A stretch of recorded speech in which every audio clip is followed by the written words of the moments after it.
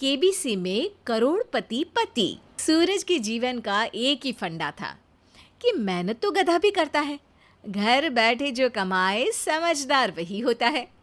इसीलिए उसने कभी नौकरी ही नहीं ढूंढी। इस बात से हालांकि उसकी पत्नी शिखा बिल्कुल भी अग्री नहीं करती थी, पर फिर भी सूरज को समझाना बेकार था। टीवी में कैसे बनोगे करोड़पति का ऐड देखकर उसे लगा कि बस अब तो घर बैठे ही वो करोड़पति बन सकता है, और उसके पीछे उसने अपने सारे सोर्सेस एक्टिव कर दिए।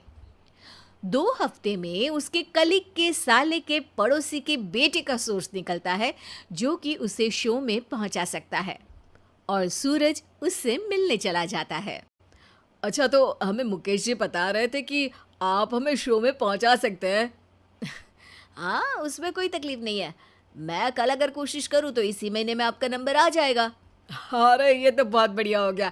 अच्छा, वो सिलेबस और क्वेश्चन पेपर का कोई जुगाड़ है क्या? हैं? उसका तो कोई जुगाड़ नहीं है। तो वो वाकई में कुछ भी पूछ सकते हैं? हाँ, वो तो बच्चन जी पर है, जो पढ़ते हैं वो पूछ लेते हैं। पहली कोशिश फेल होने पर अब सूरज के सामने एक बहुत बड़ा सवाल था कि आखिर जवाब कहाँ से लाए। तब शिखा ने एक सजेशन दिया, क्यों ना सूरज अपने चचेरे भाई सुमित से मदद मांगे, जो कि यूपीएससी की तैयारी कर रहा था। हालांकि इतनी मेहनत करना सूरज को समझ में नहीं आता था, पर कोई और रास्ता ना मिलने पर वो आखिर सुमित से बात करता है। अरे सुमित, हमारा कैसे बनोगे करोड़पति के लिए सिलेक्शन होने वाला है। तुम हमें थोड़े चिट बनाने में मदद करोगे क्या? अरे भैया, चिट बनाए तो सालों हो गए, उसमें हमारा एक्सपर्टीज नहीं है, बल्कि आप बोलो तो हम आपकी पढ़ने में ज़रूर मदद कर सकते हैं। हट, कैसी अनाप शराब बातें कर रहा है तू। सूरज ने सुमित को मना तो कर दिया था, पर तैयारी करने के सिवाय कोई चारा उसे दिख भी नहीं रहा था। खासकर जब 12 के पेपर लीक करने के एक्सपर्ट शुक्ला जो भी हाथ जोड़ लेते हैं। आखिर सूरज को सुमित के पास जाना ही पड़ा, और उसने सुमित और शिखा से वादा किया कि वो बहुत मेहनत करेगा। 1 महीने की तैयारी के बाद फाइनल हुआ कि शो से 1 हफ्ते पहले एक ट्रायल खेला जाएगा, जहां पर सारे रिश्तेदार ऑडियंस की जगह पर होंगे और शिखा सवाल पूछेगी। दूर दराज से भी रिश्तेदार आकर हाजिर हो गए देखने कि आखिर कैसे बनेगा सुमित करोड़पति। सब कुछ सेट था, और इतने में सूरज आकर अपना स्पीच देता है।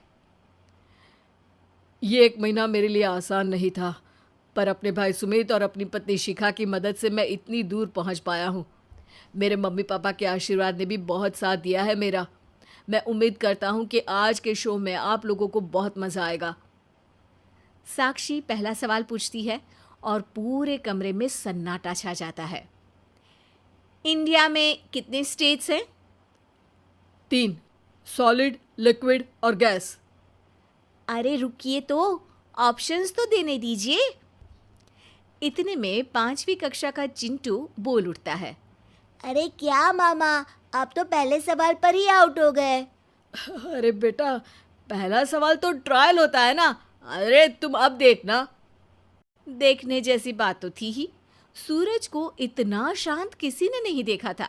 कभी कभी तो लगता था मानो सूरज आंख खोलकर ही सो गया हो।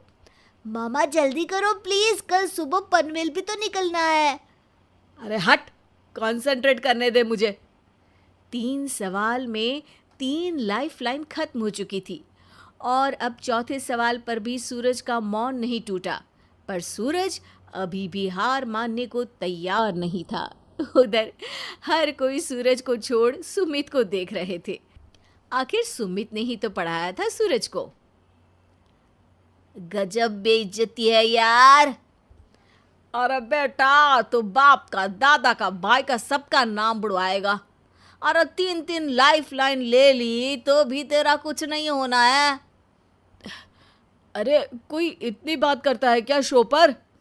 अरे बेटा, शो पर तेरे जैसे भी तो नहीं आते ना। सूरज की ये जंग आखिर 1 घंटे बाद 5वें सवाल पर खत्म हो गई, जब उसने इंडिया के नेशनल बर्ड का नाम कहा, कौवा। अरे बेटा, मजा तो बहुत आया, बस थोड़ा टाइम पर खत्म होता तो आनंद भी आ जाता। ताने बारिश के बूंदों की तरह बरस रहे थे और सूरज को भी समझ आ रहा था कि ये करोड़पति बनना शायद उसके बस के बाहर की बात है। पर वो आखिर ये बात मान कैसे लेता? वो सख्त लौंडा जो ठहरा, उसने सोचा कि बेइज्जती तो हो ही चुकी है, पर अगर मैं हार नहीं मानूं तो शायद कुछ हो सकता है। शिखा, तुम देखना, असली शो में आग लगा दूंगा, आग, करोड़पति बनूंगा मैं। हाँ, सब्जियां खत्म हो गई है घर पे, ले आओ। पहले पति बन जाओ, फिर करोड़पति बनना। अरे गजब बेइज्जती है यार। बेटा, अभी तो घर पर ही हुई है, 1 हफ्ते में तो तुम देश के सामने करवा कर आओगे। वैसे जब टीवी पर जाओ ना तो बस अपने मम्मी का ही नाम लेना, ठीक है? कोई पूछे तो बोलना कि पापा नहीं है मेरे। अरे पढ़ाई की, पेपर निकलवाए, इतने सारे लोगों को खाना खिलवाया, क्या फ़र्क पड़ा? इसीलिए मैं कहता हूँ कि मेहनत तो गधा भी करता है, घर बैठे जो कमाए वही सिकंदर। लेकिन मामा, गधे भी जानते हैं कि हमारा राष्ट्रीय पक्षी मोर है।